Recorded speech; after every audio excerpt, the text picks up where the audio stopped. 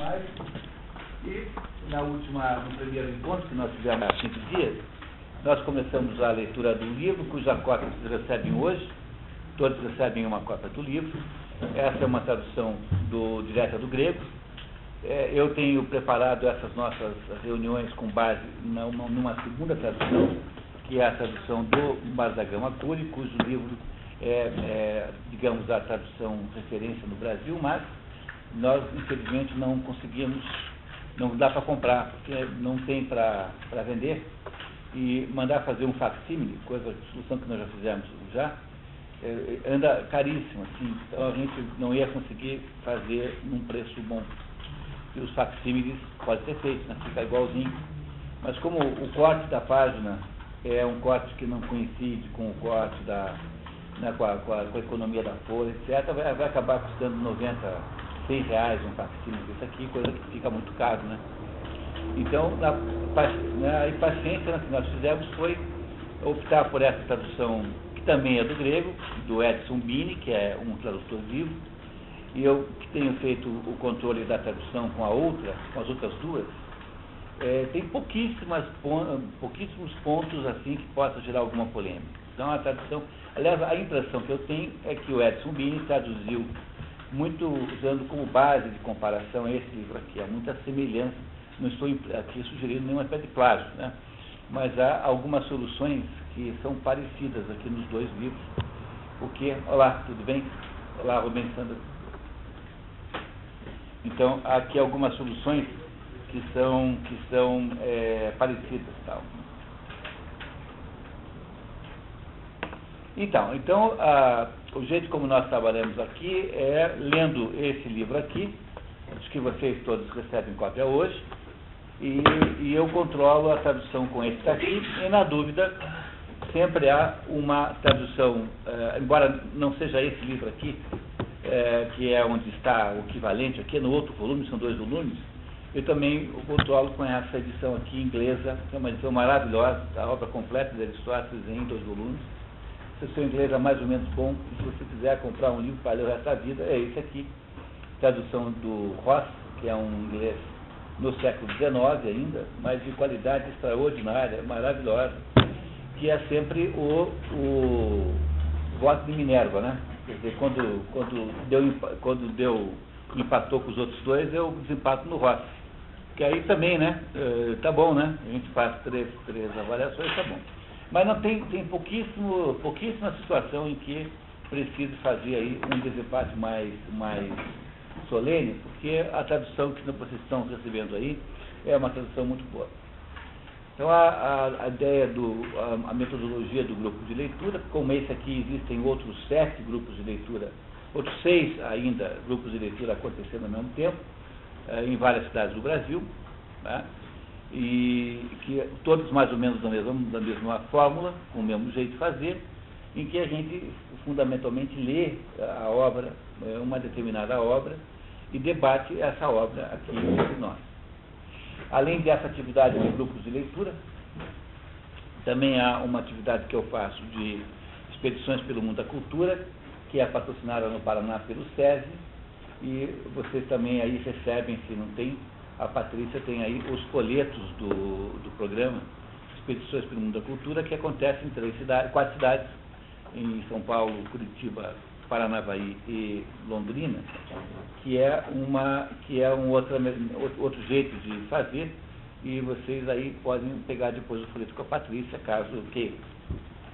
Muito bem, então, feito isso, podemos começar? Que tal? O que vocês acham? Vocês leram até a outra vez numa fotocópia, né? E não sei se vocês marcaram ali, mas a minha impressão é que nós estamos, então, no item 3, começando o item 3, é isso? Na página 39. Ô, Gaeton, tudo bem?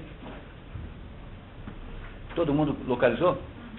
Então, para aqueles que estão vindo pela primeira vez hoje, né, que é a Anne que está aqui, que trabalha na Volvo, né? Quer falar um pouquinho de você, não? Estou me chamando de que quando eu morava fora me chamavam de Anne. Mas hoje eu tenho uns colegas que conhecem a Rosiane, né? Eu trabalho na Volvo, no departamento jurídico. Já conheci os dois numa palestra no evento da 14 de juillet, Consulado da França. Consulado da França. E fiquei bastante interessada. Muito bem. Então tá certo. Então, a mãe da Anne é florianopolitana e é uma cronista da vida de Florianópolis. Né? É uma mão cheia lá que conta as histórias de Florianópolis. Né?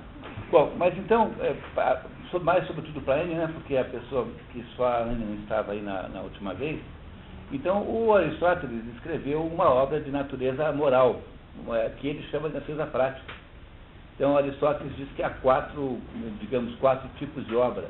A primeira tipo de obra é a obra instrumental. A obra instrumental é uma obra que serve para entender as outras.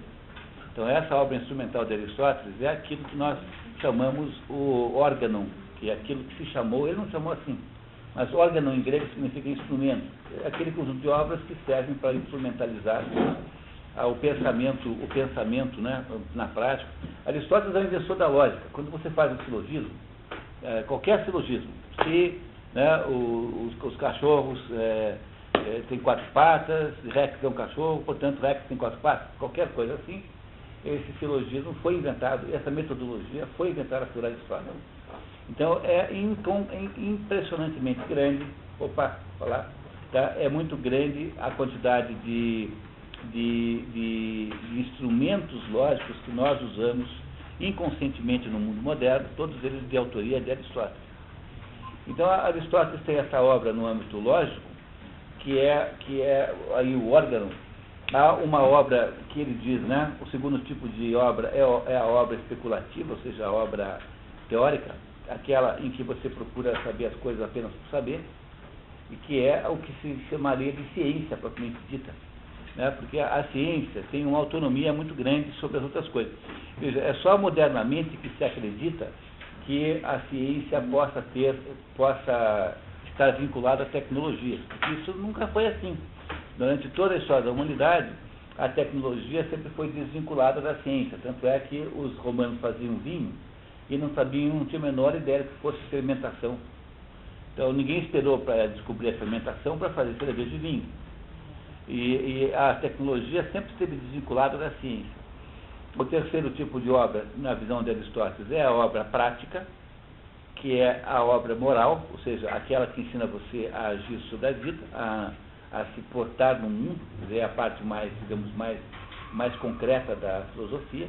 É a filosofia prática, que o Aristóteles chama assim, mas que nós chamamos de filosofia moral, basicamente.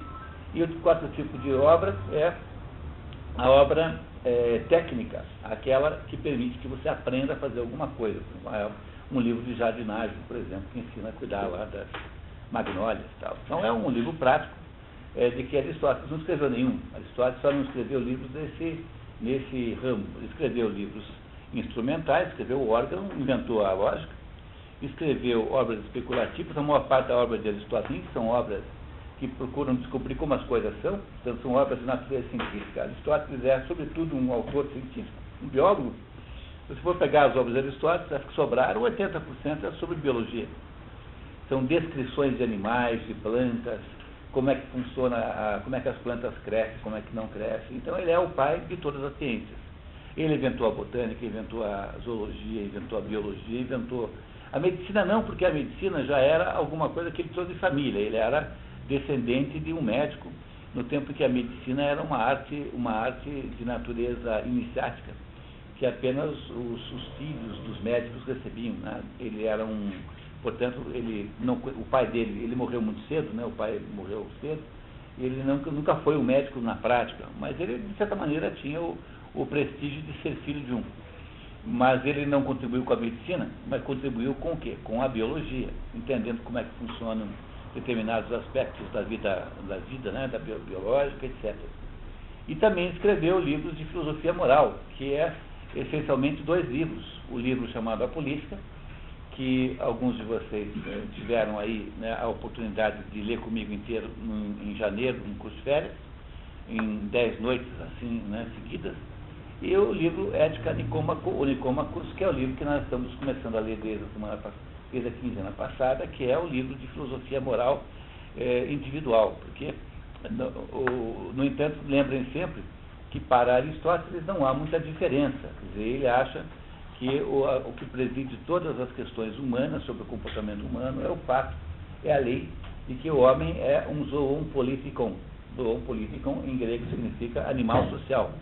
Apesar da nossa insistência em ficar traduzindo como animal político, só para gerar confusão e parecer que a gente parece todo mundo com o Zé Borba.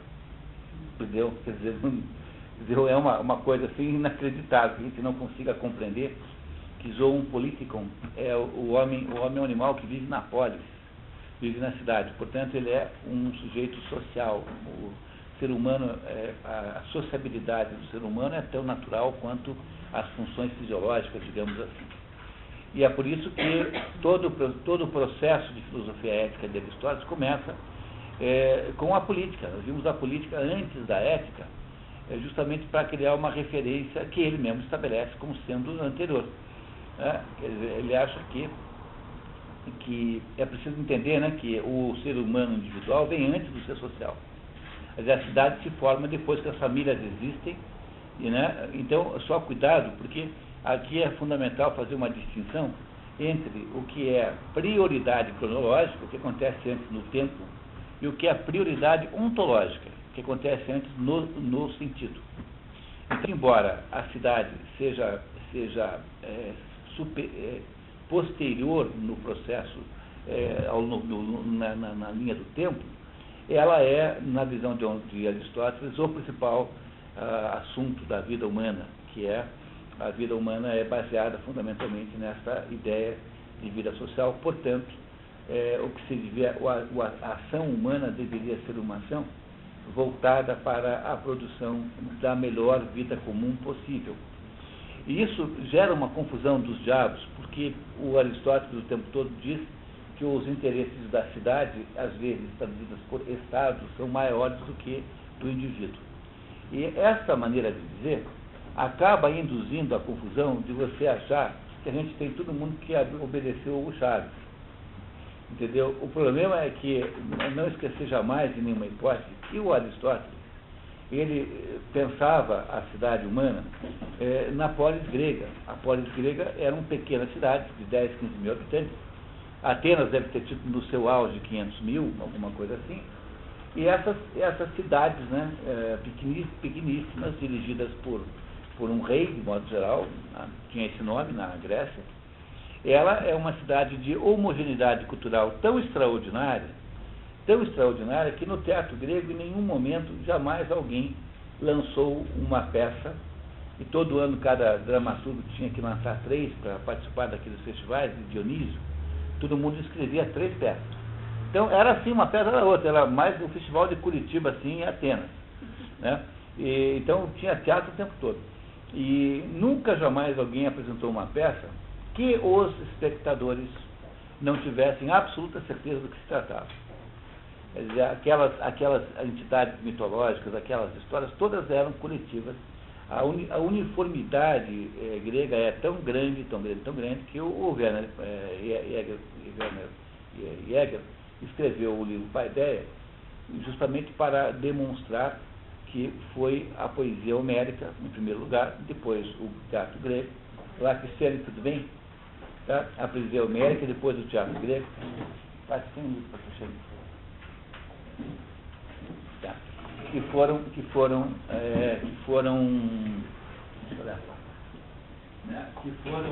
esses aí, que foram os responsáveis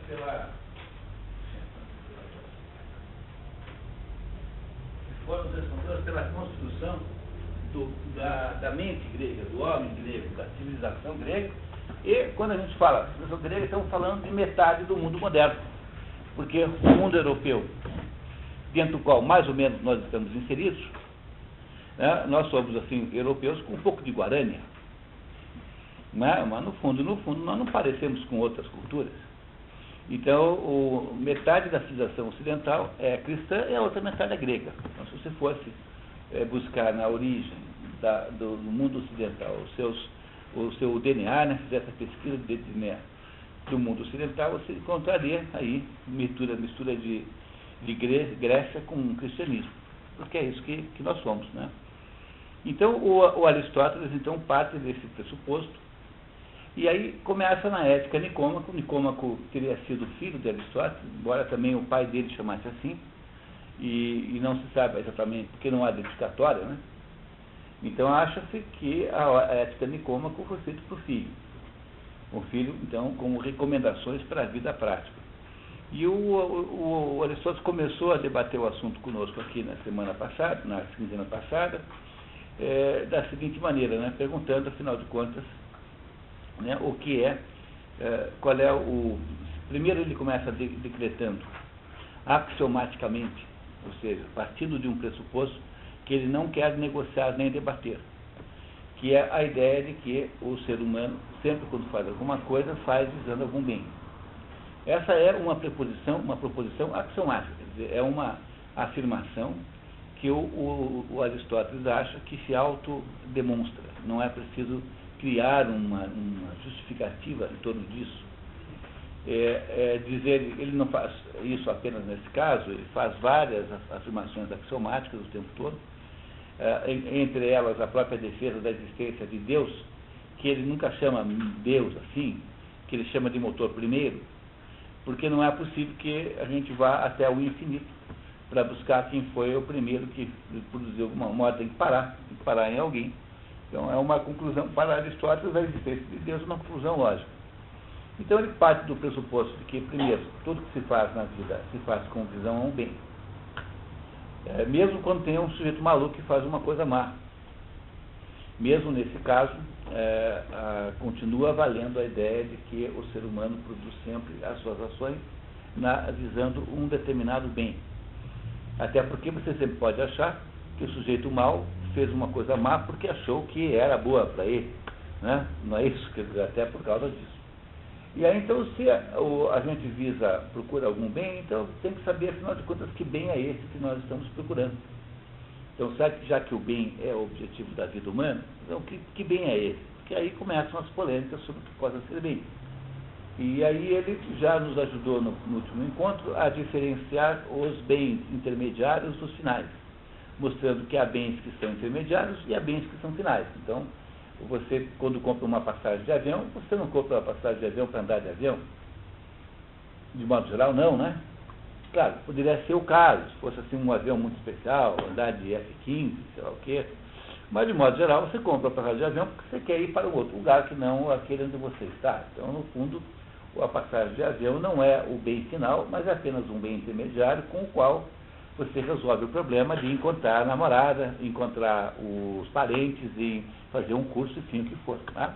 Coisas na prática que as pessoas fazem quando viajam.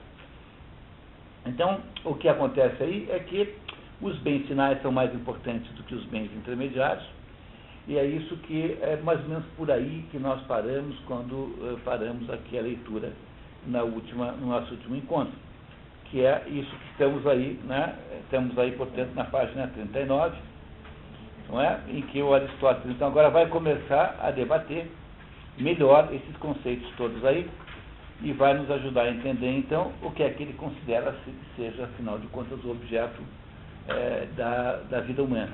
Porque, afinal, o que ele está procurando fazer é nos dizer como é que nós deveríamos orientar a nossa existência. Queria também que vocês lembrassem sempre, nunca esquecessem, que Aristóteles morreu em 322 a.C. Vocês receberam aí uma cronologia da vida de Aristóteles, nós não pudemos lê-la aqui, porque não íamos gastar muito tempo para isso. Aqueles que não estiveram no último encontro, basta pegar com a Patrícia o material do último encontro, tá? Então vocês pegam com a Patrícia ali, sem problemas. Mas aí na cronologia ficou claro que Aristóteles é um autor pré-cristão, portanto não se pode, tem que se levar isso em conta, porque faz uma enorme diferença, né? A religião grega não se parece com o que nós chamamos de religião no sentido judaico-cristão islâmico. A religião judaica-cristã islâmica, que no fundo é a mesma religião, porque tem a mesma base abraâmica, são as únicas religiões que nós podemos chamar assim, stricto sensu, quer dizer, do ponto de vista rigoroso. São um fenômeno muito posterior ao fenômeno aristotélico. Então, Aristóteles não está não está falando, quando ele se refere a assuntos religiosos, ele não está raciocinando como um cristão raciocina, nem como um judeu raciocina, nem como um muçulmano raciocina. Os deuses não são entidades criadoras dos homens, eles são expressões analógicas, eles são alegorias com as quais nós, humanos, sintetizamos determinadas características humanas. E é por isso que os deuses gregos são, assim, de modo geral, vivem assim numa vida muito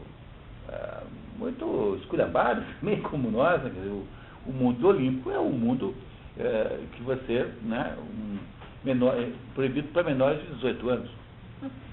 Né? Então, por exemplo, eu faço lá em São Paulo um grupo de leitura com os jovens carentes lá da periferia de São Paulo, em que nós estamos lendo a vida de Hércules. E o problema maior era achar um livro que desse para discutir com crianças de 14, 15 anos, porque a vida de Hércules, dependendo da fonte que você pega, é uma escabrosíssima. Mas isso é um problema, entendeu? Quer dizer, aí você tem, os deuses refletem os humanos e não o contrário. Não é isso? É exatamente o contrário. Então, e também reflete tanto o bem quanto o mal. E na parte boa é que está a devoção grega. Então, um grego não tinha o sentido de patriotismo que nós temos hoje, porque a ideia que os gregos tinham é que cada cidade era protegida por um certo deus. E então o que faz o habitante daquela cidade é ser devoto daquele deus. Tanto é que a acusação que se faz a Sócrates, que veio antes de Aristóteles, né, não se conheceram, por meros 15 anos, assim, é que Sócrates havia desconsiderado os deuses da cidade e havia ensinado a juventude a fazer o mesmo. Então, reparem, o nome disso é impiedade, que era o maior de todas as acusações que podia fazer alguém, porque é a acusação em que você acusa alguém de desprezar o Deus da cidade. Então, toda a ideia de política, toda a ideia de, digamos, de patriotismo na Grécia está associada ao Deus da cidade e não a uma entidade chamada país. Porque Atenas só existe como por relação a Atenas, a deusa Atena, que é a padroeira da cidade de Atenas. E assim por diante. Então, esses 12 deuses mais importantes, há 12 deuses mais importantes, eles mais ou menos controlam o imaginário. Há muitos e muitos deuses, mas há 12 assim que são centrais. Esses 12 controlam o imaginário grego naquela época. Não vamos então, portanto, exigir do pobre Aristóteles que tenha conceitos cristãos. Além disso, é uma coisa natural que haja certa dificuldade de compreender Aristóteles às vezes, não por causa dele em si, mas primeiro porque a obra foi muito mal cuidada durante esse tempo todo em que ela demorou para chegar aqui nas nossas mãos, e certamente há erros de transcrição, erros de cópia, há pedaços que foram ruídos por ratos. A obra ficou 150 anos na adega de um fulano chamado Corisco, escondida lá. Imagino que isso representa, né, como deterioração das coisas. E além do mais, não esqueçam que Aristóteles iniciou quase tudo que a gente considera hoje em dia ramo do conhecimento. Então, é claro que em muitos dos casos ele apenas começou a arranhar. Então, quando vocês tiverem assim vontade de fazer como fazem os cientistas modernos, que é olhar assim com desdém para as histórias, assim, não, mas nós sabemos mais de matemática do que ele, mas é óbvio que sabe, né? É sempre lembrar que o sujeito que fez o primeiro carro fez também o pior carro de todos. O pior automóvel que existiu foi o primeiro. Por exemplo, qualquer automóvel desses aí de 1 litro anda mais do que um Aero Iris, um JK, um Cinca Chambord na década de 60. Tem mais velocidade do que um carro daqueles que eram, assim, digamos, os melhores carros que havia aqui e tal. Então isso é uma coisa natural, né? Então não exigir que Aristóteles tenha resolvido todos os problemas, ele apenas foi uma espécie de luz extraordinária, uma luz que produziu, parece que temos mais um livro, tá? Uma luz da luz.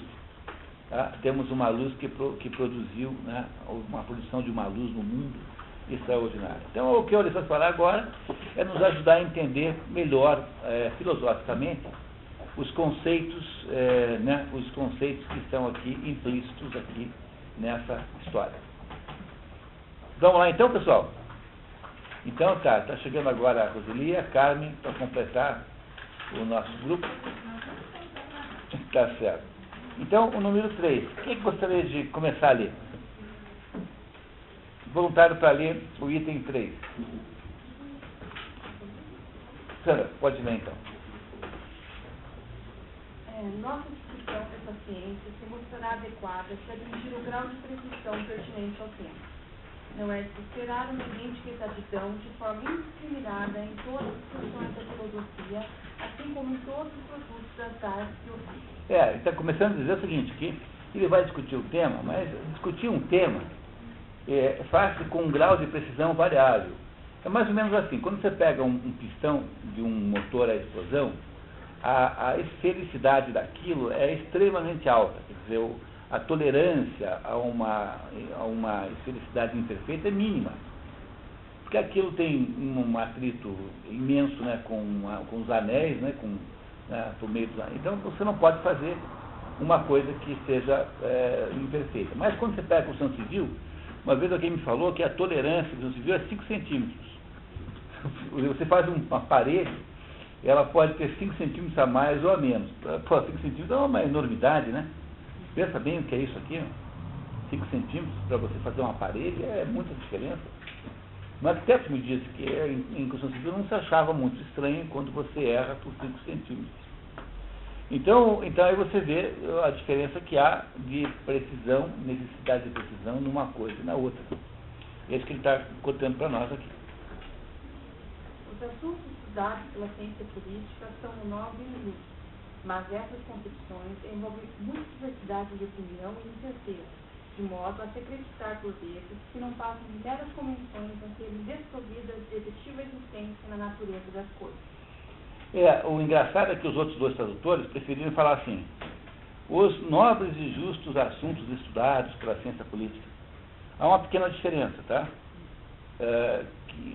Que aqui ele preferiu substantivar o nobre e o justo como sendo o assunto, enquanto os outros dois acham que que nobre e justo são qualificações dos assuntos da política. Não tem muita importância na prática se você vai para um lado ou pelo outro, mas é uma das poucas divergências de tradução entre o Ross e o Mário da Gama Cury.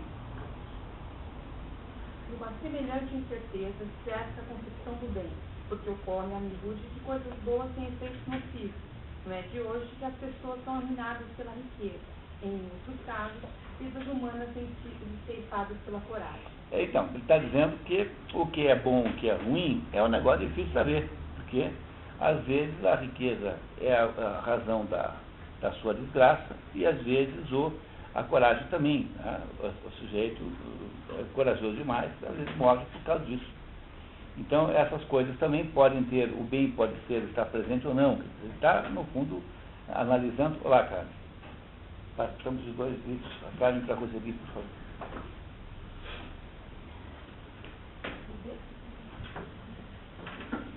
Né?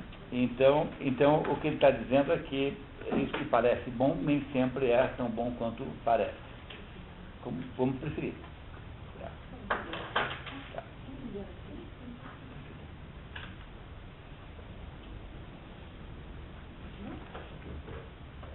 Aí, continuando, Sandra, por favor. Deveremos, portanto, nos contentar se, ao lidar com esses assuntos a partir de premissas assim certas, conseguimos apresentar, grosso modo, um delineamento da verdade. Olha, conseguimos apresentar, grosso modo, um delineamento da verdade. Aqui, reparem que o autor aqui conseguiu não cometer um erro comum. A gente nunca escreve em português a grosso modo, porque a gente não deve colocar uma preposição portuguesa numa expressão latina, né? Entenderam? Não é proibido. Então, grosso modo, jamais tem A na frente. Em nenhuma hipótese, nenhuma circunstância. Nunca. Tem só uma exceção, que é nunca. Nunca de modo. Só quando está errado que pode botar grosso modo. Então, vejam que aqui o nosso tradutor acertou.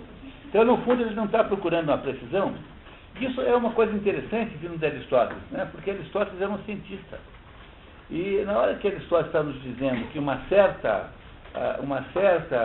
a aproximação da verdade já é bom, isso é um sinal muito grande de que a gente deve na vida ter uma certa modéstia, assim, uma certa humildade, de não imaginar que tudo pode ser feito com precisão absoluta, que todos os conhecimentos são acessíveis. Eu tenho dito para vocês que irei insistir, a primeira premissa para alguém desenvolver uma vida filosófica, uma vida intelectual, é partir do pressuposto de que não dá para saber tudo. E que existem determinadas coisas que são mistérios insondáveis.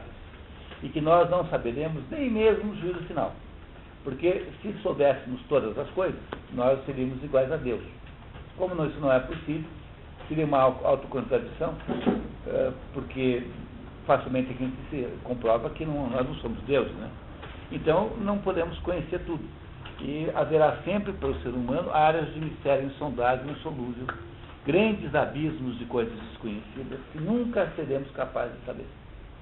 E essa é a pressuposição número 1 para quem pretende ter uma vida intelectual.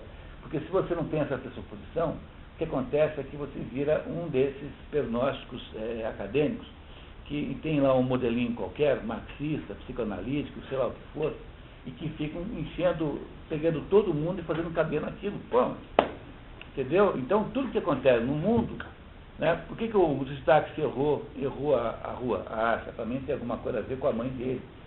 Entendeu? Alguma coisa tem ali e tal. Essa atitude, assim, é uma atitude muito anticientífica, muito antifilosófica. Em última análise, portanto, é bom nós termos uma certa modéstia com isso. Considerando que nossos objetos de estudo e nossas premissas não partem de generalidade, será suficiente para aportarmos a conclusões de validade geral. Em conformidade com isso, é-nos facultado solicitar ao estudante que também aceite os vários pontos de vista que formulamos dentro do mesmo espírito, pois constitui a marca de uma mente instruída esperar aquele grau de precisão em cada modalidade que é permitido pela natureza do assunto em particular. Então, sejamos bom senso, né? Não esperar precisão demasiada onde ela não é possível. Reparem que ele fala de estudantes. Este livro aqui é um dos tais estudos acromáticos. Vocês sabem, há dois tipos de livro do Aristóteles. Há os livros, digamos, exotéricos com X, que foram feitos para serem divulgados ao público em geral, e esses livros sumiram, desapareceram.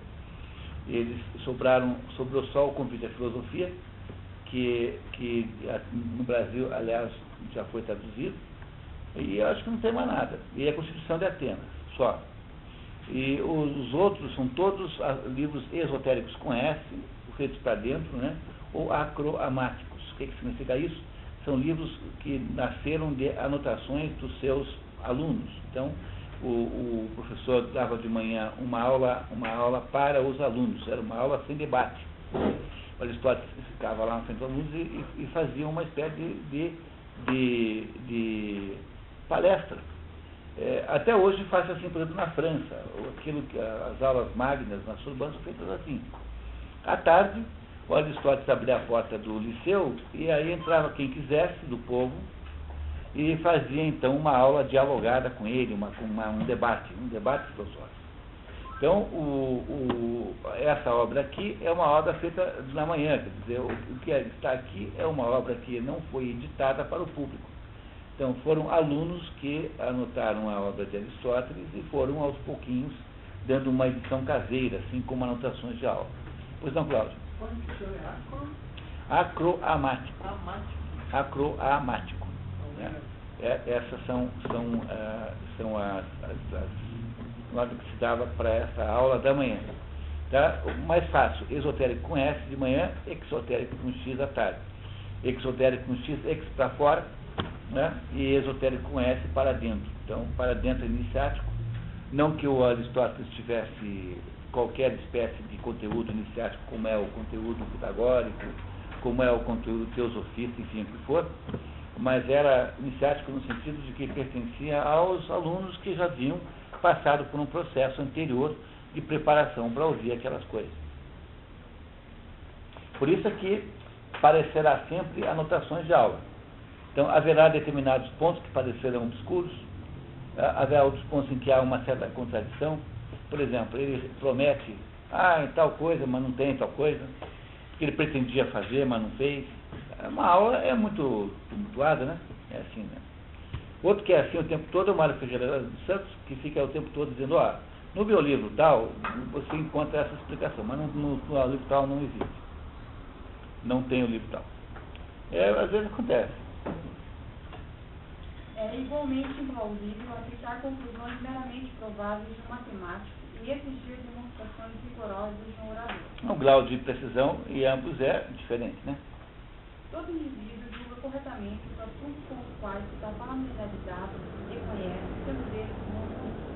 Para que possa, portanto, julgar um assunto particular, é preciso que o indivíduo tenha sido instruído neste assunto. Para ser um bom juiz, em geral, é necessário que tenha recebido uma educação completa. Consequentemente, os jovens não são aptos para o estudo da política, porque carecem de experiência de vida e de conduta, que é o que supre as primícias e a matéria de estudo deste ramo da filosofia. Aí isso não vale só para a ciência política, mas para um grego, ninguém tem direito a debater as ideias antes dos 30 anos. Homem, né? Homem. Porque aqui não se considerava as mulheres, estavam fora do raciocínio. Se fossem as mulheres fossem consideradas, também seriam consideradas em idade mais baixa do que os homens. 10 anos. Há uns 20 anos, mais ou menos. 20, assim. Acho que um homem de 30 equivale a uma mulher de 10, assim, maturidade. Por aí. Porque os gregos, o problema do jovem é que o jovem uma pessoa na idade jovem, está excessivamente subordinada à vida emocional. Então, só consegue viver emoções. E quem consegue sobreviver emoções é muito autorreferente, muito autocentrado. É por isso que os jovens dão essa impressão de acharem que são o centro do mundo. Porque eles só vivem em emoções, só. Então, um grande, maravilhoso livro que explica isso, que conta esse romance, é o livro chamado O Processo Maurícios, que vocês conseguem comprar nos secos, assim, a R$10, é muito barato, é bem fácil de encontrar. O Processo Maurícios, que é um livro de um alemão chamado Jakob Wassermann. Esse Jakob Wassermann escreveu um livro em que tem lá um sujeito chamado Etzel Andergast, que é um menino, assim, de uns 16 anos, e esse menino é filho de um juiz. E o pai dele é um juiz, um sujeito maduro, e ele descobre que o juiz cometeu um erro judiciário contra um sujeito chamado Maurícios. Não que ele tivesse nada contra o outro, simplesmente não considerou lá certas provas, coisas que acontecem, e acabou o outro lá preso, o Maurícios. O Etzel Andergast fica horrorizado com aquilo, e ele então resolve tirar limpo a história. E ele então foge de casa, pega um dinheiro com a avó, foge de casa, vai para Berlim e vai atrás do sujeito que saberia quem era o verdadeiro assassino. E aí então ele acaba descobrindo quem foi. Quando volta, o pai dele, quando soube, né, que deixou um bilhete, né, dizendo que o pai dele interessou-se pelo caso e indultou o tal do Maurícios. E ele, quando descobre que o pai indultou o Maurício, fica furioso, porque indultar o fulano é apenas perdoar o crime que ele teria feito. Mas ele não fez crime nenhum. Então ele não tem que ser indultado, ele tem que ser inocentado, que é muito diferente. E aí, então, o livro todo conta a história de uma personalidade juvenil que tem uma obsessão por uma justiça puramente emocional. Tá? Ele quer que exista a justiça perfeita. Em última análise, é isso que ele deseja que aconteça. Então, essa atitude é uma atitude juvenil, é isso que ele está dizendo aqui. Então, os jovens não são capazes de se dedicar a assuntos de natureza, digamos, assim, mais ampla, porque os jovens vivem aí prisioneiros das suas emoções, dos seus momentos emocionais. É isso que ele está dizendo, por isso que não é para você discutir filosofia com um jovem, né? A regra grega era, primeiro aprende a dançar, depois aprende filosofia. Então ninguém devia poder ser juiz, por exemplo, antes de ter... Juiz trabalhista tinha que ter empregado antes de poder ser juiz trabalhista. Primeira condição. Sujeito, não, o senhor é candidato a juiz? O senhor é ter empregado? Não, então não pode ser juiz. Entendeu? Isso que eu estou dizendo, tá? É que você não pode deixar pessoas da área psicológica, por exemplo, pessoas a quem se entrega crianças problemáticas para cuidar, tinham que ter uma certa vivência, uma certa experiência de vida. E como é que a gente vai cuidar de criança se não tem os próprios filhos, né, pela experiência de criação dos quais nós passamos, né? Então, determinadas coisas deviam ter uma certa...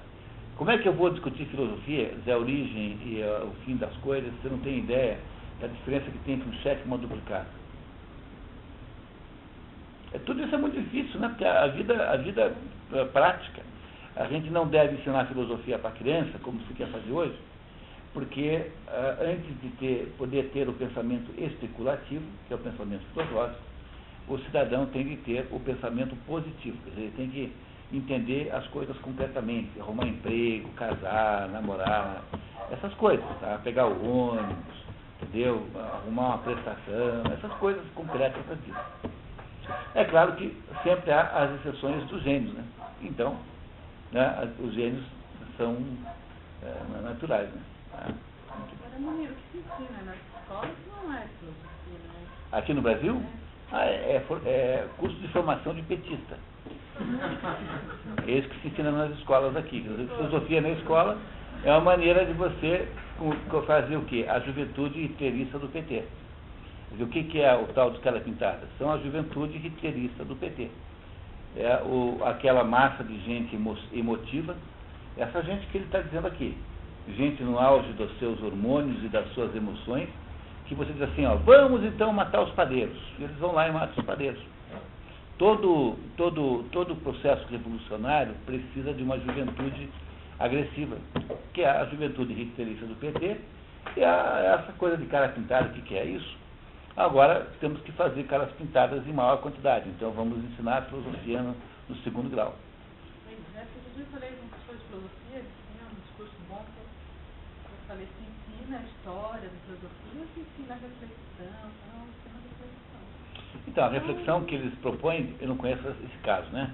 É assim, olha pessoal, tem dois tipos de filosofia. A filosofia que defende os pobres e a que defende os ricos. Então você vai aprender a filosofia que defende os pobres. É isso que eles fazem, é formar militante.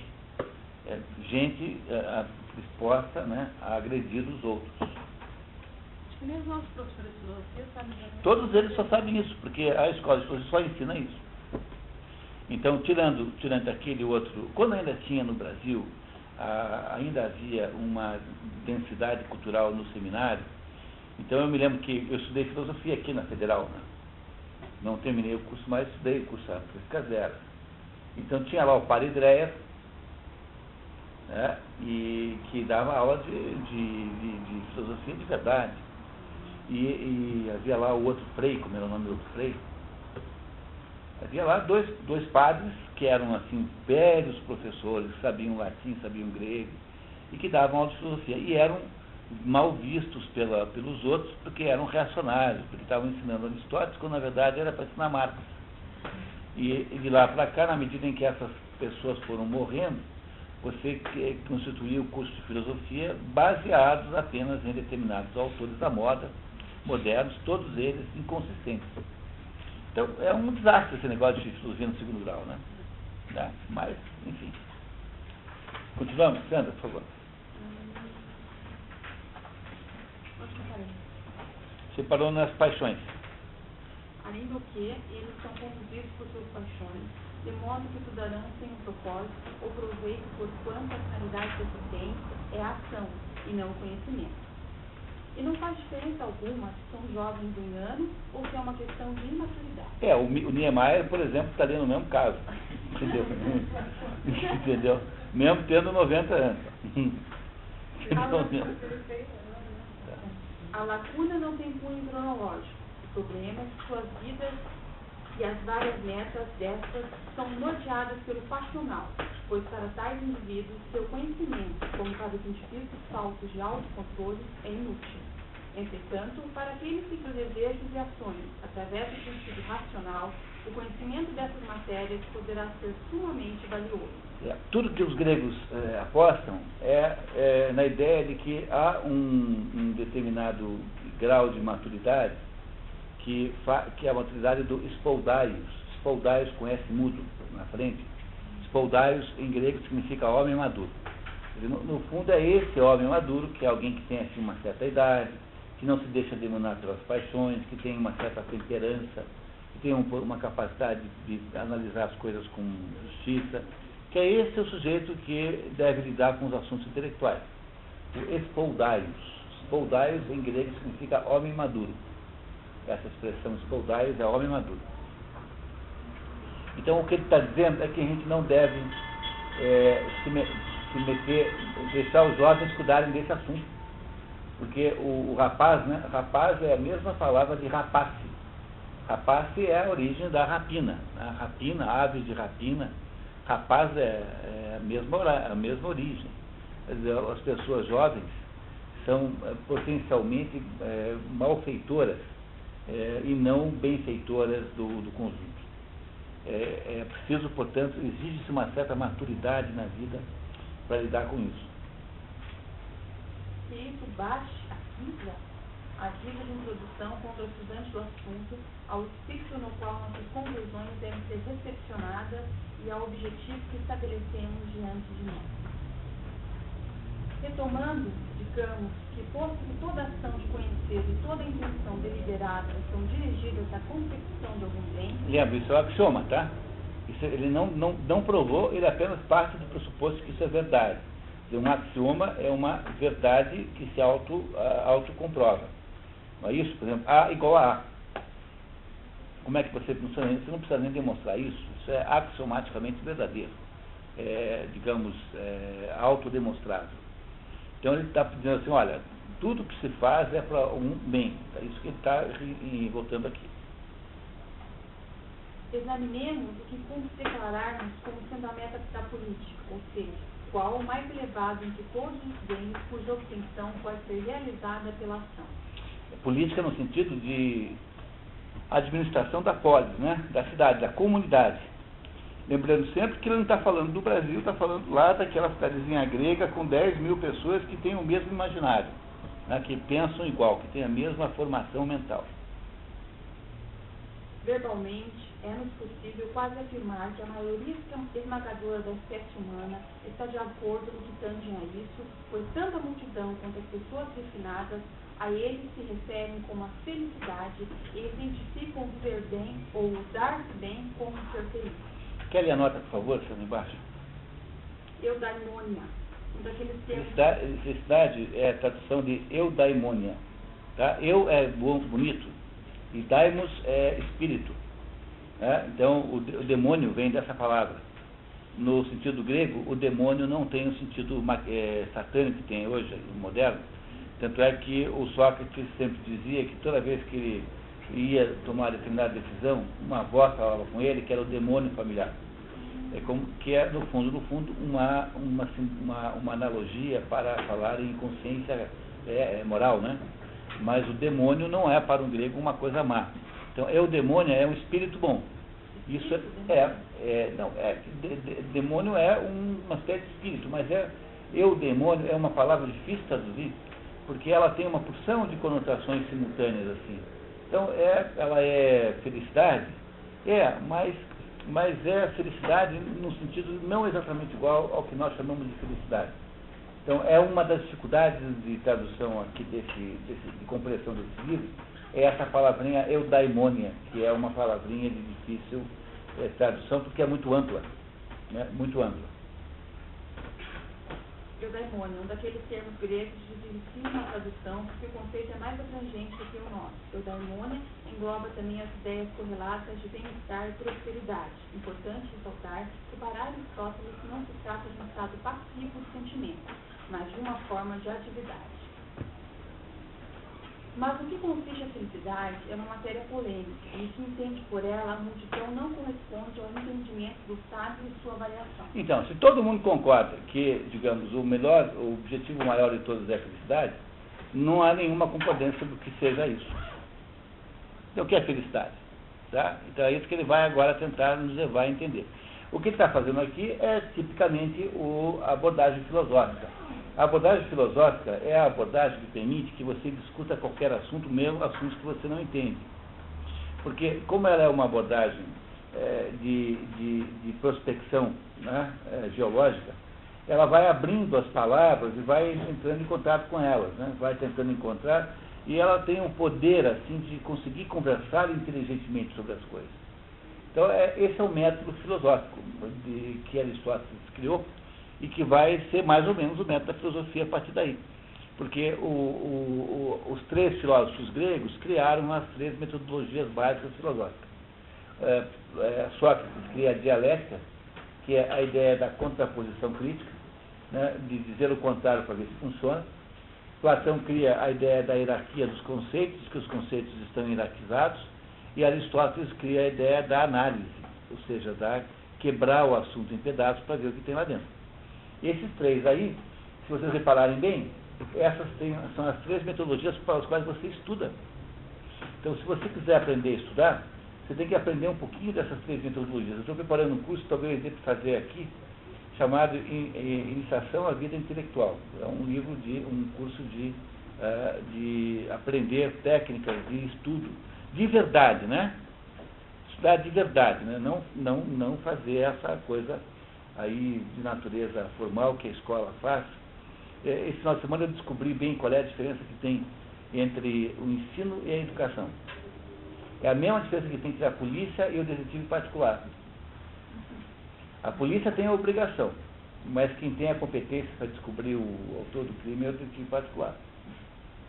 Então, o problema de quem quer estudar alguma coisa é escapar da polícia, escapar do sistema de ensino e arrumar o verdadeiro educador. Porque esse é o sujeito que ensina você de verdade. O verdadeiro educação é outra história. Então, você quer aprender filosofia? Então, em vez de ficar fazendo curso de filosofia, leia o Aristóteles inteiro, faça um investimento de 2, 3 anos na sua vida. Aí você vai saber o que é filosofia. Então, a educação não coincide com o ensino, apesar de que, de vez em quando, coincide, porque sempre tem um sujeito bom no sistema de ensino, e como o professor é na prática incontrolável, porque não há força nesse mundo que possa interferir na aula que o professor dá, de vez em quando você topa com alguém que ensina alguma coisa de verdade. Mas, de modo geral, o principal defeito, o principal engano pelo qual nós acabamos não compreendendo o fracasso da educação no Brasil, é que nós pressupomos que o sistema de ensino é capaz de fazer isso. E não é. Então, mesmo quando tem alguém dentro do sistema de ensino que é genial, esse sujeito é cada vez mais difícil de encontrar, porque se ele sabe o que sabe apenas do sistema de ensino, ele não saberá muito. Se ele é alguém que conseguiu pular fora, bom, aí então você tem alguém com capacidade verdadeira de ajudar. Então, o maior de todos os enganos que nós cometemos, e ilusões, é imaginar que o sistema de ensino possa ser igual ao sistema de educação, e não é. Na verdade, o sistema de ensino é apenas um método pelo qual a sociedade distribui as pessoas economicamente. Entenderam? Por que você faz pós-graduação MBA? Porque o pessoal de recursos humanos escreve lá no jornal que se você não tiver isso, você não arruma emprego lá não sei onde. Só por isso. Ninguém está querendo fazer MBA de verdade. É uma amolação desgraçada, ter que ir lá aguentar uma aulinha toda noite. Por que o sujeito tem que ter o segundo grau? Porque a diaba da mulher de recursos humanos escreve no jornal que para poder ser assessorista, você tem que ter segundo grau. Embora não precise, né? Mas por que ela faz isso? Porque no Brasil tem 180 mil habitantes e uma economia que é 5% americana. Então, quando você põe uma nota assim, faxineiro, aparece 12 mil candidatos. Então, como você não vai fazer 12 mil provas, analisar 12 mil currículos, você faz o quê? Você inventa um monte de obstáculos para o pessoal ir tropeçando e batendo o nariz no caminho, para sobrarem só uns 500 lá no fundo, daí você vai dar o trabalho. Mas essa é a verdade pura, nua e crua. Mas eu tenho participado de algumas reuniões assim, na empresa, né? E isso é discutido, assim, da diretoria, assim, até plantação. Bom, mas, assim, se o Brasil fosse a Finlândia, que não tem mão de obra, então você pegava qualquer um para dirigir a central elétrica, né, a central atômica. Mas o problema aqui é que tem 180 milhões de habitantes e uma economia ridícula. né, que consegue pagar $100 de mínimo. Por que tem isso? Porque não tem não tem trabalho. Então essa é a razão pela qual a gente não entende nada de educação, porque a gente não compreendeu ainda que esse negócio chamado sistema de ensino não é um sistema de educação, é um sistema de posicionamento social. É uma maneira de distribuir o pessoal em volta do frango. Quem está mais perto, mais longe. É só isso. É por isso que não tem nenhum paradoxo de que paga um mau professor. Mas óbvio, porque para fazer mesmo essa farsa, por que você vai querer pagar bem professor? É o negócio mais incrível do mundo. 25% do orçamento público. Nós pegamos as crianças 8 anos da sua vida e colocamos pelo menos 5 horas por dia numa sala. É a profissão que tem mais gente. Se você pegar, o Paraná tem 55 mil professores ligados ao Estado. Curitiba tem 20 e poucos mil professores. Soma todo mundo, dá mais de 100 mil pessoas numa profissão só. E no final das contas todo mundo é burro? Não tem alguma coisa errada nisso? Ou então tem, não está errado, está certo, é que a gente não percebeu ainda, que não era sobre educação o assunto. Entendeu? O assunto não é educação, o assunto é outra coisa, é um sistema de distribuição social, só isso. E é por isso que é muito improvável você conseguir uma verdadeira educação no sistema de ensino. Então, não tenha muita esperança em doutorados, mestrados, porque no fundo são um pouco ilusórios. Bom, mas voltamos ao Aristóteles. Vamos lá. As pessoas ordinárias a identificam com algum bem óbvio e visível, tais como o prazer, ou a riqueza, ou a honra, umas dizendo uma coisa e outras algo diferente. Na verdade, com muita frequência, o mesmo indivíduo diz coisas diferentes em ocasiões diferentes. Quando fica doente, pensa ser a saúde e a felicidade. Quando é pobre, julga ser a riqueza e a felicidade.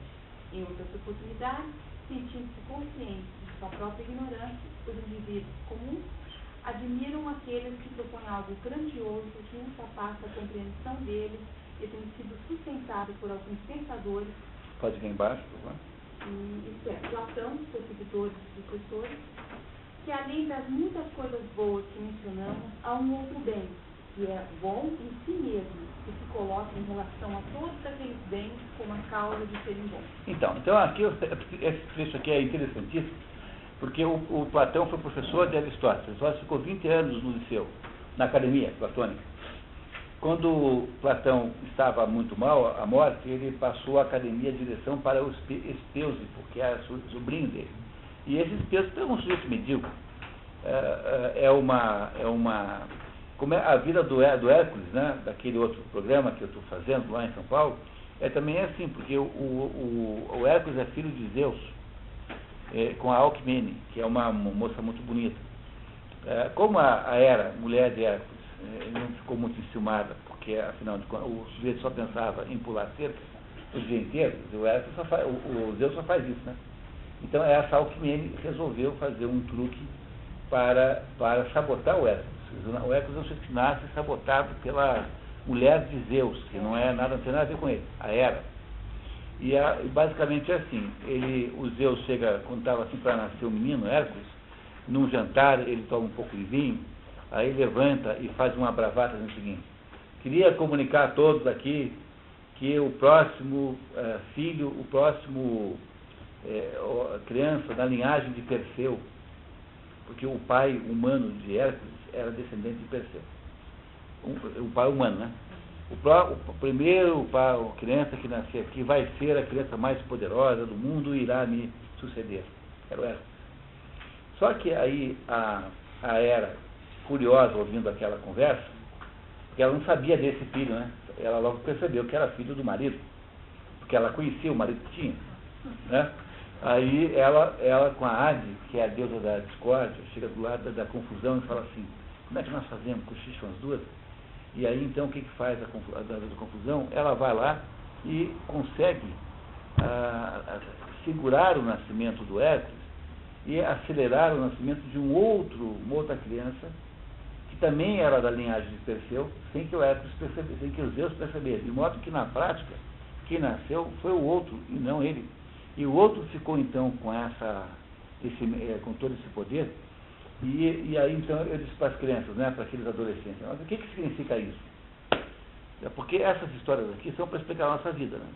E a nossa vida significa o seguinte, que às vezes na vida, o sujeito que recebe o poder e a capacidade de fazer não é o que devia, não é o melhor. Às vezes você está condenado a ser dirigido por alguém que é menos inteligente, menos capaz que você. Se vocês não tiverem essa experiência na vida, é porque vocês são muito distraídos. Não é possível uma coisa dessa. Entendeu? Tá? Porque todo mundo passou pela experiência de ter aquele chefe absolutamente incompreensível. Como é que se escolheu um sujeito daquele na cima de você? Não tem essa experiência aqui. No meu escritório, quando eu tinha uma opção de gente lá, todo mundo achava isso a meu respeito. Por exemplo, assim. Bom, quer dizer, é natural, portanto, na vida, é um acontecimento humano comum, que de vez em quando você não recebe aquela coisa que se fala, né? Que Deus dá a nós a quem não tem dentes. Né? Essa ideia de que Deus dá a nós a quem não tem dentes é essa ideia aqui. O sujeito que recebeu o poder todo não tem os elementos capazes de fazer, né? De fazer o negócio funcionar. Como é que era o nome do sobrinho do dito de educação? Euspésipo. Esse nome? Euspésipo. Também com o nome dele, Mas ele ficou com a Academia de Platão. O Aristóteles era 300 milhões de vezes melhor filósofo. Euspésipo. Mas por que não deixou para Aristóteles? Brigaram? Porque o Aristóteles e o Platão tinham abordagens completamente opostas. Porque o Aristóteles era um... É isso que eu ia explicar em seguida, tá? Então, eu estou explicando em seguida assim. Quer dizer, é assim, o Platão e o Aristóteles eram, digamos, chefe, professor e discípulo. Mas o Platão é um pitagórico. Quer dizer, o Platão é um sujeito que, depois que morreu Sócrates, andou passando uma temporada enorme naquelas comunidades neopitagóricas que estavam se formando na Itália, que já tinha se perdido o pitagorismo anterior. E o Platão, então, adquiriu dos pitagóricos essa ideia de que existem coisas que são coisas abstratas e que essas coisas são as verdadeiras coisas. No fundo, é o princípio, digamos assim, do cristianismo, da religião. São a ideia de que existem determinados níveis de realidade que são abstratos e são eles que existem de fato. E o que nós temos aqui são aí meras imitações do que tem aqui embaixo. Foi essa ideia que está por trás do que o Platão inventou, que é a ideia de que existe um mundo de ideias e de formas ideais. Quer dizer, a ideia de que o que nós chamamos de branco, por exemplo, cor branca, não existe de verdade. Que a cor branca que existe a verdade que existe é a cor branca que é o branco ideal, que fica no mundo inacessível. E o que nós fazemos aqui é tentar, por essas tentativas todas dão errado, de fazer coisas brancas, mas todos os brancos são diferentes. Do mesmo modo que cachorro mesmo só tem um, que é o cachorro ideal, que é o modelo de cachorro, o protótipo de cachorro. E os cachorros todos que tem aqui embaixo são todos tentativas de fazer uma imitação desse cachorro real. Mas esses cachorros reais nunca são perfeitos como o cachorro ideal. Então essa era a ideia central de Platão. Quando eu digo para vocês que Platão tinha como principal contribuição filosófica a ideia da hierarquia dos conceitos, é de que para Platão existe um mundo ideal onde estão as coisas de verdade, e depois existem mundos aqui embaixo, que são mundos, todos eles, digamos, falsos e precários, que são tentativas de copiar esse mundo ideal. E como é que nós saberíamos, por que método é que nós saberíamos que isso é assim? Nós sabemos que isso é assim porque nós todos lembramos, nós todos já estivemos nesse mundo ideal, portanto nós temos reminiscências desse mundo ideal. E é por isso que nós somos capazes de perceber que ele existe. Aristóteles, que é discípulo de Platão, não acredita nisso. Então Aristóteles diz assim, olha, eu não posso conceber que nós devemos partir do raciocínio e que haja um cachorro ideal, porque a palavra cachorro, que é essa que você diz que existe, né? Porque o cachorro ideal só existe na palavra cachorro. E esse cachorro, a palavra cachorro não morde. Então, o que existe, na verdade, são os cachorros reais, concretos, que estão por aí. essa cachorradinha que está por aí, todos os vendedores são os reais. E esses cachorros aí, eu chamo tudo esse cachorro porque eles têm uma coisa que os unifica, características comuns. Mas o Aristóteles não sabe se esse nome cachorro é apenas um nome que a gente usa para resumir aqueles indivíduos, ou se existe uma coisa chamada cachorro mesmo, que é digamos, o modelo da cachorridade em algum lugar. Pois essa dúvida entre se cachorro é apenas um resumo, ou se cachorro é de fato uma entidade que está em algum lugar, pois essa dúvida é o assunto número 1 da filosofia até a Idade Média. Chama-se a polêmica dos universais. E esse assunto, por favor, não o subestimem, é bem difícil de resolver, porque há muitos pontos de vista válidos nessa história. Então, a dúvida é, no fundo, sempre que a gente tem a tentação de tomar a posição nessa briga entre a postura platônica e a postura aristotélica, nós estamos errando, porque a tentativa de tomar uma decisão, de tomar um partido, é uma tentativa associada à insuportabilidade da tensão do contraditório.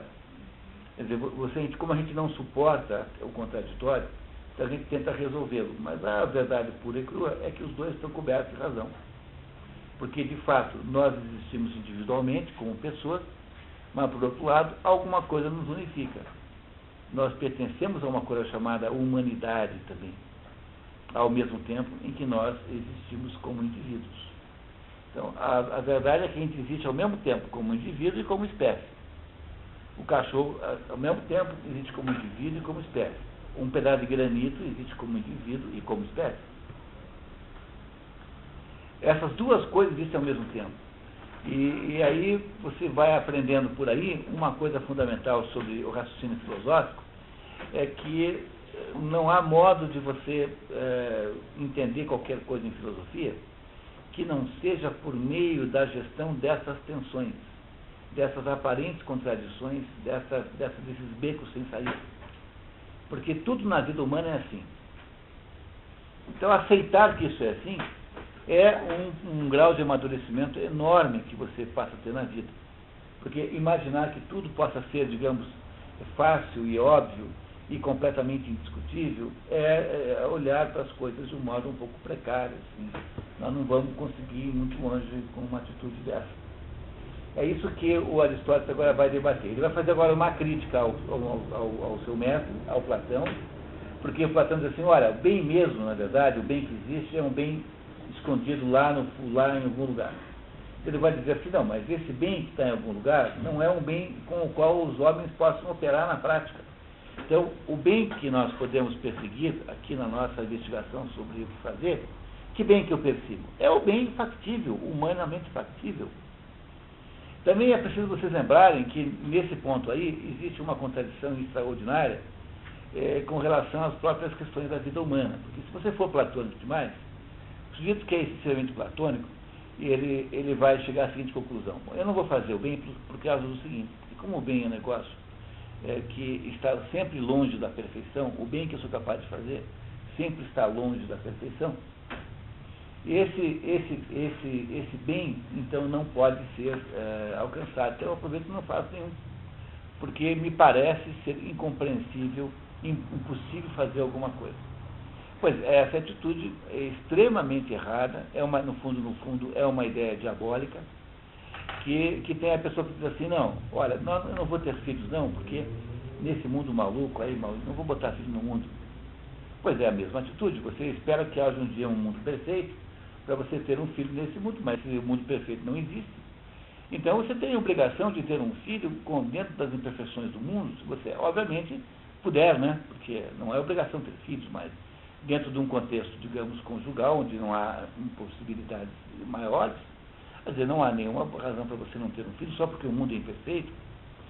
É aquela história, né? Quer dizer, o sujeito não faz bem nenhum, porque o diabo o convence de que qualquer bem que ele tenta fazer será sempre muito imperfeito.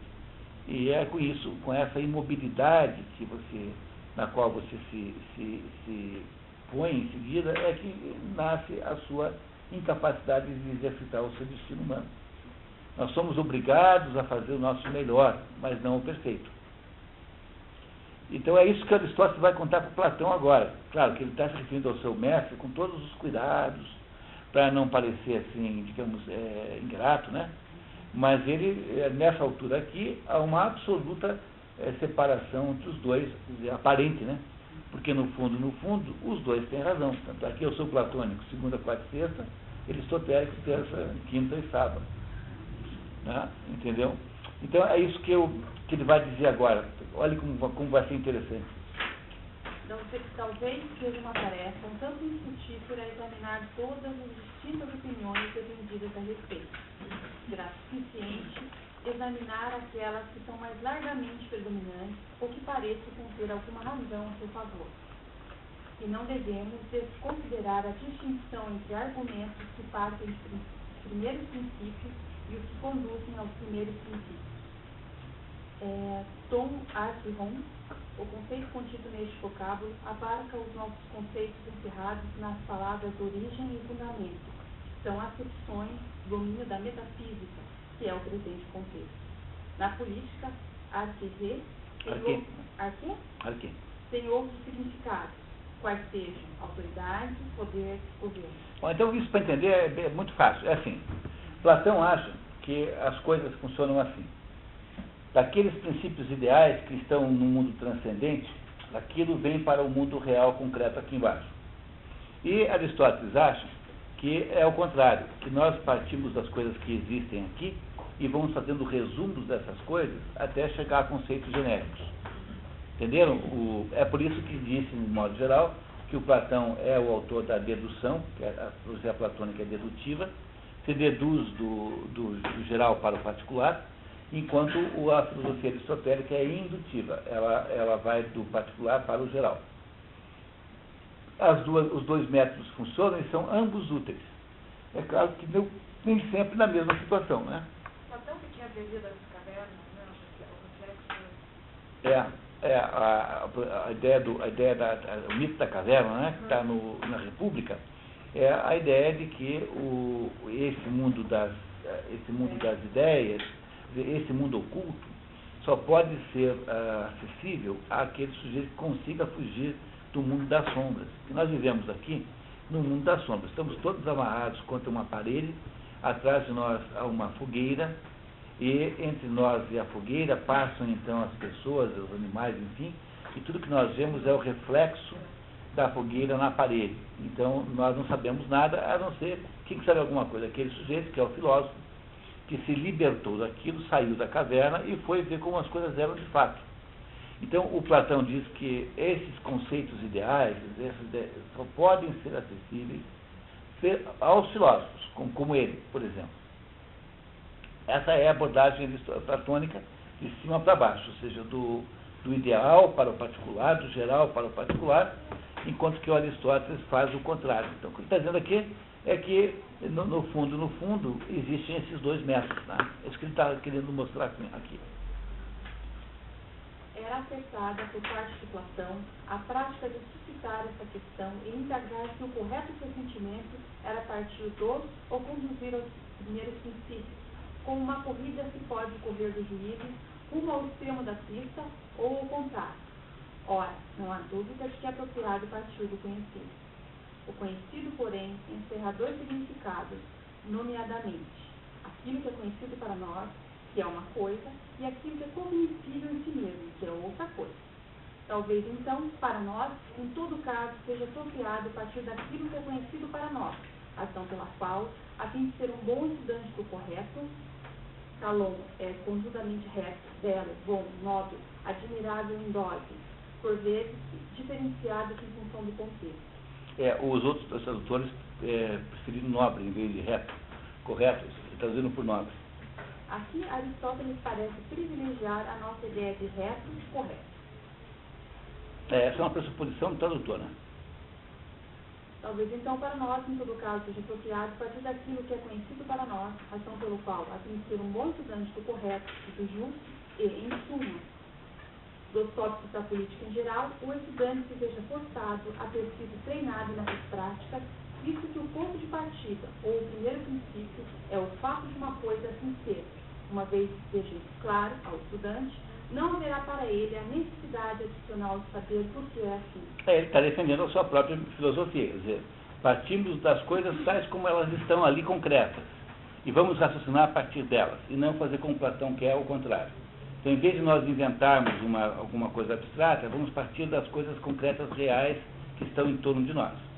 É isso que ele está propondo. Aí ficou bem clara a divergência metodológica entre as duas filosofias, que não é uma divergência conflituosa no sentido de que é uma ou outra, mas as duas situações, as duas maneiras de pensar estão corretas. E no fundo é que todo mundo faz isso mesmo. Eu parto de um abstrato, digamos, coletivo, e vou olhar os indivíduos que geraram aquele discurso platônico, né? Agora, se eu sou aristotélico, eu parto dos indivíduos assim, reais, os transformo em categorias cada vez mais genéricas, até que eu imagino que possa existir uma categoria abstrata. No fundo, as duas metodologias funcionam. Tanto faz se eu faço a corrida nessa direção da pista ou nessa direção da pista. Não é? Só que ele acha que é melhor para a gente partir do real concreto, que é o método Aristóteles, e não do abstrato, que fica mais fácil trabalhar assim. É o que ele está nos ensinando aqui. No indivíduo que recebeu boa educação, já está ciente dos primeiros princípios ou pode obtê-los com facilidade. Quando o indivíduo tanto se reconhece, quando não pode aprendê-los, se ousa as palavras que existem. Melhor é aquele que tudo sabe por si, bom aquele que ouve os sábios. Mas aquele que, sem saber ele próprio, não aprende, a sabedoria de outrem é de fato um homem inútil. Não aprende sabedoria de outrem é de fato um homem inútil. Então isso estaria em Os Trabalhos dos Dias, que são, o Hesíodo tem só 2 livros aí conhecidos, sendo que há um terceiro do que se tem dúvida, mas mesmo o Trabalho dos Dias é duvidoso também há dúvida. Mas há um livro do Hesíodo chamado Teogonia, que conta como é que nasceram os deuses, que está no programa desse ano das expedições pelo mundo da cultura. Está nesse programa aqui, a Teogonia. E esse Trabalho dos Dias é um livro diferente, é um livro que fala da vida concreta lá dos primeiros gregos. Então, está aqui dizendo o Hesíodo que você pode não saber, mas se você não saber, não tiver a humildade de aprender com quem sabe, então você é, de fato, incapaz de qualquer atividade intelectual. É o que ele está dizendo aqui. Ele está falando assim, olha, então vamos aprender comigo. No fundo é isso que ele está nos dizendo.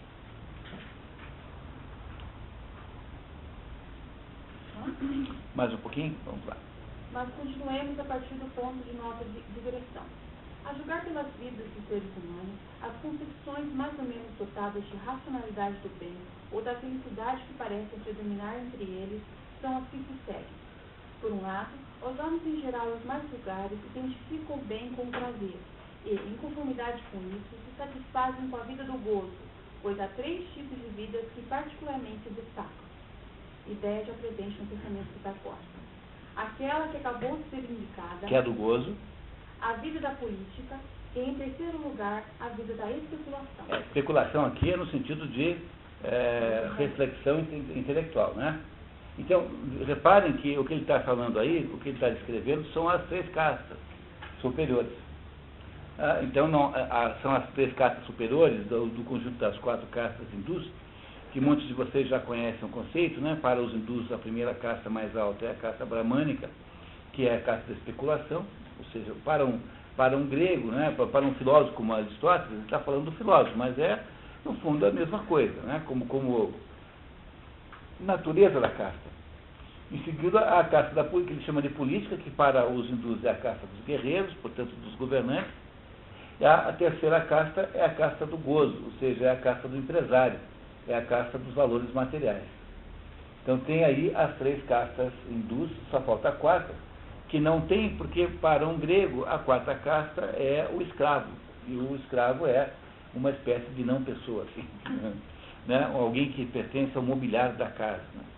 Né? O Aristóteles, na política, faz a defesa da escravatura, mas não da escravatura como nós entendemos hoje, desculpe, da escravidão, né? Escravatura não é a melhor palavra. Então, faz a defesa da escravidão como, assim, a escravidão é completamente aceitável quando o sujeito é escravo por natureza.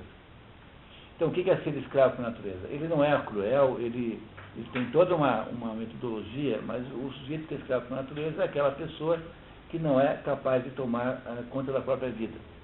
É a definição da quarta casta que os hindus fazem, que é a definição da massa. A massa que tem por aí é a quarta casta. Então, ele não entra no mérito da quarta casta porque ele está falando de um grupo social que é mobília da casa.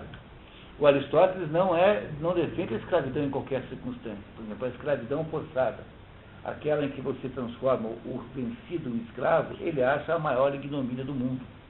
Porque só devia ser escravo quem tem vocação para escravo. Ele supõe, portanto, que existam pessoas que têm por natureza a tendência a serem mandadas pelos outros. Que é o que nós chamaríamos hoje em dia de quem tem mentalidade de empregado. Não quem é empregado, mas quem tem aquela mentalidade de ficar salvando a sua própria vida ao longo da carreira. Então, reparem que coisa interessante, que aqui estão descritas as três castas mais altas, né, com toda a clareza. Dizer, então, que para cada uma dessas castas há uma noção diferente do que seja felicidade.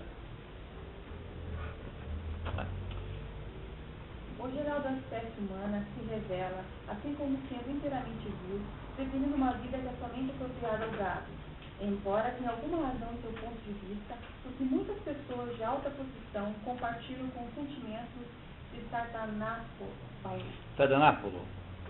Sardanápolo, monarca assírio, sem consistência histórica de caráter mítico. O sofista tardio Ateneu Genal, cerca de 250 a.C., atribui uma espécie de máxima a Sardanápolo, que é, ou seja, come, bebe, diverte, diz que tudo mais não vale um estalo dos dedos.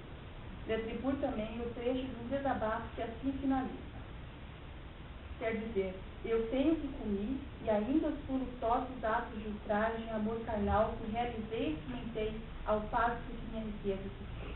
Quer dizer, esse Sardanápalo é uma espécie de modelo do sujeito sensorial, glutão, daquele que vive para os prazeres da carne, para os prazeres da vida, né? Que é uma espécie de suicídio. Quem quiser entender isso, tem um filme maravilhoso chamado A Comilança, La Grande Bouffe, que é feito com 4 atores que se chamam com os próprios nomes, que é o Marcello Mastroianni, o Ugo Tognazzi, o Philippe Noiret, e o outro qual era, meu Deus? E o outro era o Michel Piccoli. Esses 4 aí são 4 amigos, assim, 4 já cinquentões, assim, que se reúnem numa casa em Paris para comerem até morrer. E eles então comendo as comidas mais inacreditáveis que você possa imaginar. Um deles é um cozinheiro de... Esse filme vale a pena ver, é um filme maravilhoso, né? Chama-se A Comilança, vocês encontram nas locadoras Cult aí, a Vídeo 1 tem ali da Praça da Espanha, deve ter nessas locadoras melhorzinhas aí, chama-se A Comilança, e faz a ligação clara nessa ideia, né? Aí tem uma professora ali que cuida de uns alunos que foi lá visitar a casa, porque dentro da casa tinha lá uma árvore que era histórica, que alguém tinha feito uma poesia embaixo dela, e aí achou ótima aquela ideia, ela também se associou ao grupo. Os professores ficaram os 5, então, numa orgia inacreditável de comida, de comilança, tentando comer até morrer.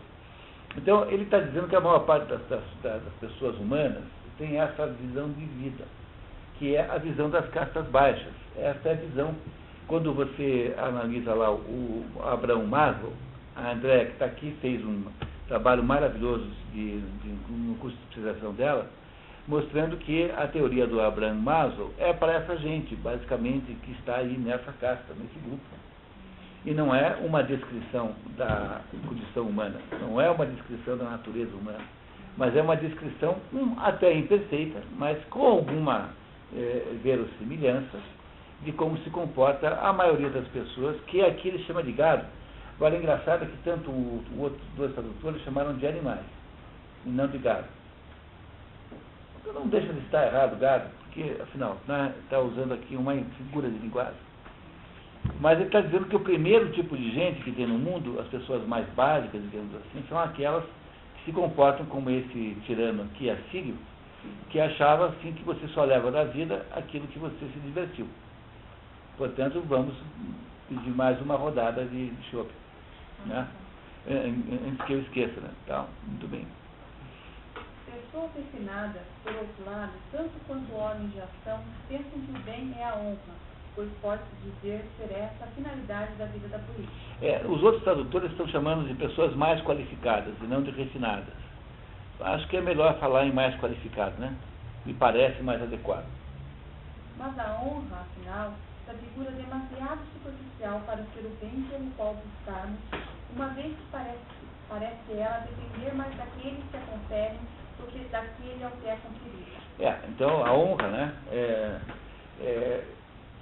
Então, tá dizendo, olha, a maioria só pensa em prazer, mas aqueles que acham que a honra é, na verdade, a felicidade, deviam levar que a honra é conferida pelos outros, não por você mesmo.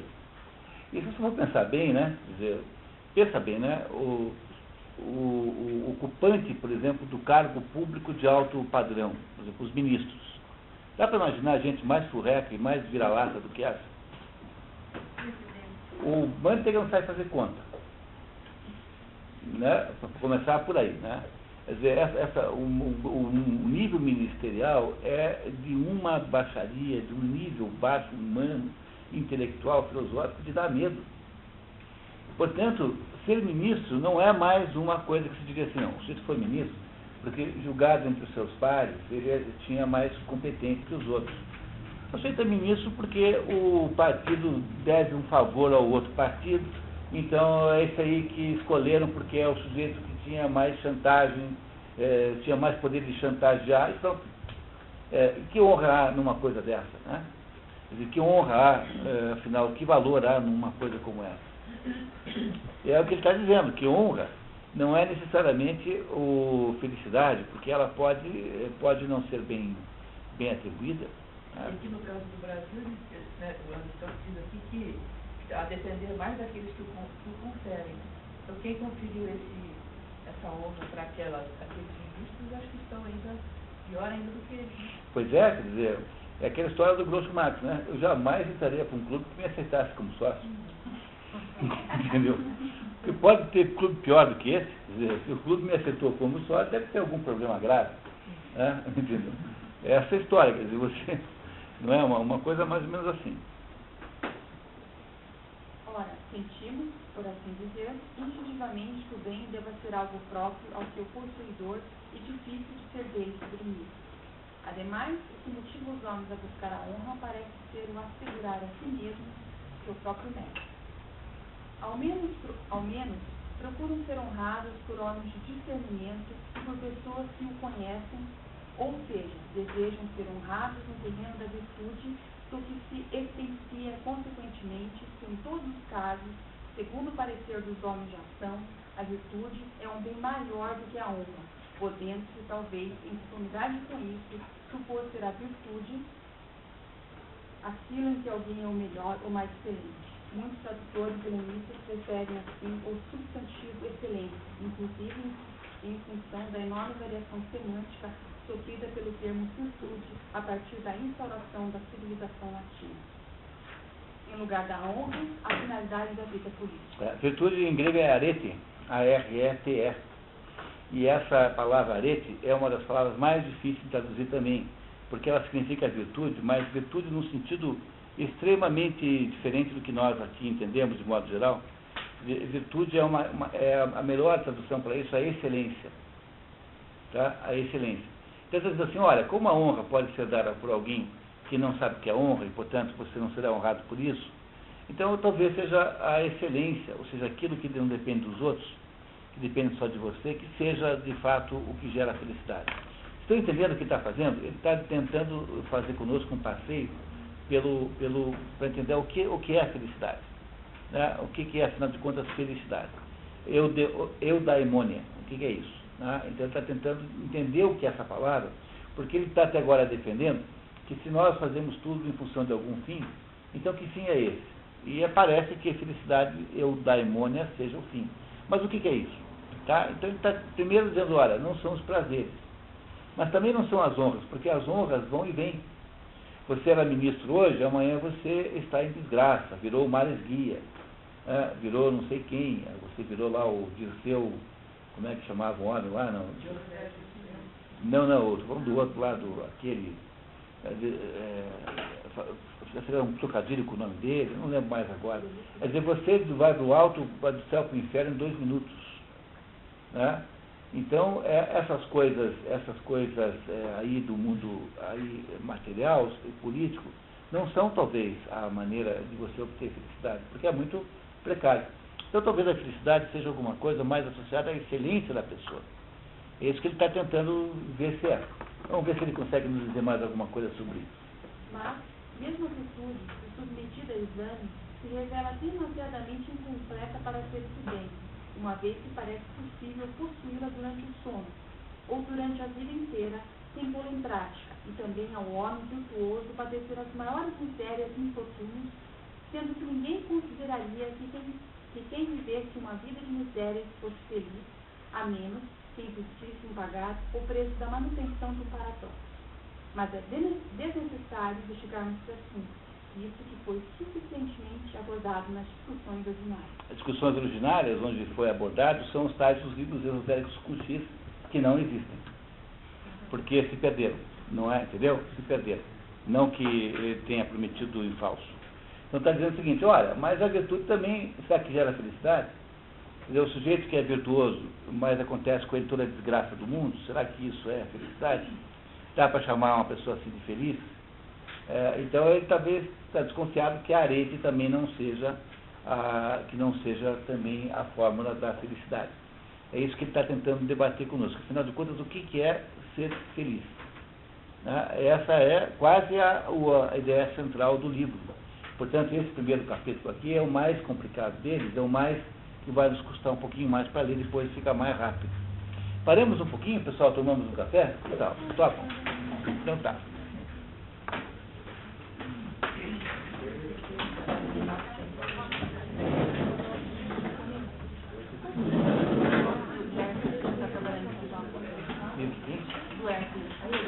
É de um grego chamado Paulus, alguma coisa assim, o nome grego.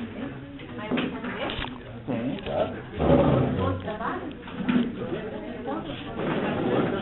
Dá um título aí. Dá um nome do autor para eu tirar. Também estava tirando.